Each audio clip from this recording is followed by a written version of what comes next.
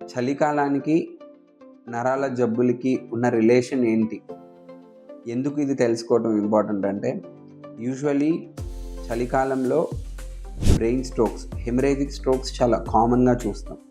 ఎందుకంటే మన బాడీలో ఉన్న హీమోడైనమిక్స్, అంటే ఈ చలికాలంలో బ్లడ్ వెజల్స్ వాసో కన్స్ట్రిక్ట్ అవ్వటము, బ్లడ్ ప్రెషర్స్ కొద్దిగా షూటప్ అవ్వటము, ఇటువంటి రీజన్స్ వల్ల ఏంటంటే సడన్గా రక్తనాళం చిట్లిపోయి పెద్ద మేజర్ బ్రెయిన్ స్ట్రోక్తో చాలామంది ఎమర్జెన్సీస్కి వస్తూ ఉంటారు. ఎస్పెషలీ నేను ఎయిమ్స్ న్యూఢిల్లీలో చదివేటప్పుడు వింటర్ సీజన్ అంటే ఇంకా ఎమర్జెన్సీ నుంచి ఫోన్ వచ్చిందంటే డెఫినెట్లీ అది హెమరేజిక్ స్ట్రోక్ అనే వెళ్ళేవాళ్ళం.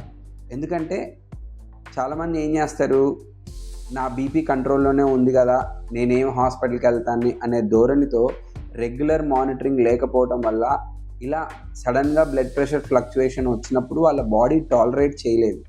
కాబట్టి చలికాలం వచ్చినప్పుడు ఎటువంటి నరాల జబ్బులు ఉన్న వాళ్ళు ఎక్స్ట్రా జాగ్రత్తలు తీసుకోవాలి. First and foremost sugar, BP ఉన్నోళ్ళు రెగ్యులర్గా వాళ్ళు షుగర్ మానిటర్ చేసుకోవాలి, బీపీ మానిటర్ చేసుకోవాలి, మెడిసిన్స్ అడ్జస్ట్ చేసుకోవాలి. నెంబర్ 2, మైగ్రేన్ ఉన్న వాళ్ళు ఏంటంటే చలికి ఎక్స్పోజ్ అయితే వాళ్ళ మైగ్రేన్ ట్రిగ్గర్ అవుతుంది అన్నమాట.